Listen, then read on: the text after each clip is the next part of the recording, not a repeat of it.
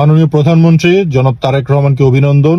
বাংলাদেশের প্রথম সংসদীয় অধিবেশনে প্রধানমন্ত্রী হিসাবে অংশগ্রহণ করার জন্য। আঙ্কেল, বাংলাদেশের ইয়াং জেনারেশনের পক্ষ থেকে আমি বলতেছি যে আমি আপনারা সম্মান করতে চাই, আমরা আপনারা সম্মান করতে চাই বাংলাদেশের প্রধানমন্ত্রী হিসাবে। কিন্তু আমাদের যে একটা খানকিরপোলা রাষ্ট্রপতি আছে চুপ্পু, এরে আমরা কেউই মানব না। কারণ আপনি যেভাবে ক্ষমতায় আসছেন, মানে এই 1400 শহীদের রক্তের উপরে প্লাস শত শত মানুষ পঙ্গু হয়েছে, এদের মানে পঙ্গুত্ব বরণ করার পিছনে, লাশ হওয়ার পিছনে আমাদের এই চুপ্পুর অবদান অনস্বীকার্য। তো স্বাভাবিকভাবেই তারা আমরা সংসদে দেখতে চাই না।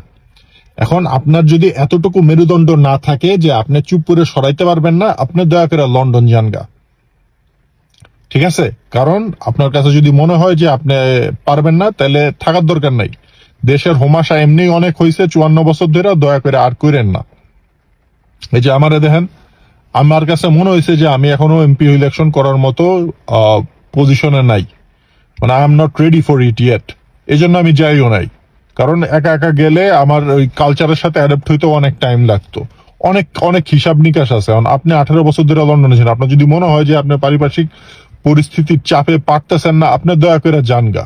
এমনিও আপনি আপনার নিজের যোগ্যতা প্রধানমন্ত্রী অন্যায় হয়েছেন আপনার বাপের যোগ্যতায়, ঠিক আছে? এই বাপের লিগাসি যদি আপনি বজায় রাখতে চান, দয়া করে আপনার বাপের মতো হন। আপনার বাপের বাপ যেমন মরে গেছে, জান দিয়ে গেছে, কিন্তু মাথা নত করে নাই, আপনি দয়া করে ওই রকম হন, হইয়া চুপপুরে সরান। আর যদি সেটা না পারেন, আস্তে লন্ডন চলে যান। এরকম মেরুদণ্ডহীনতার কাজ দেখায়েন না, ঠিক আছে? আমরা মাইনা নিব না এটা।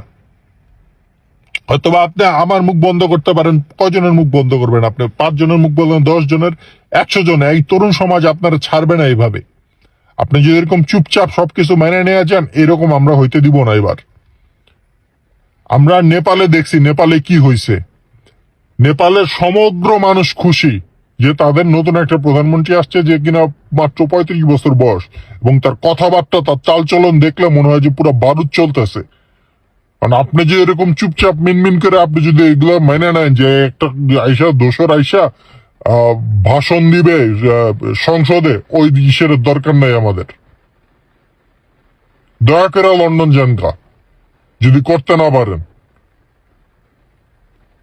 মানে সবকিছুর না ফাইজলামের একটা লিমিট থাকা উচিত। এই 1.5 বছর যাবৎ চুপ বসেছিল শুধুমাত্র আপনাদের এই ধ্বজভঙ্গতার কারণে। আর কত করবেন আপনারা? জাতিরে আর কত ভগাবেন আপনারা? কতগুলা বুইরা বাইনচোদ নিয়ে আসছেন আপনারা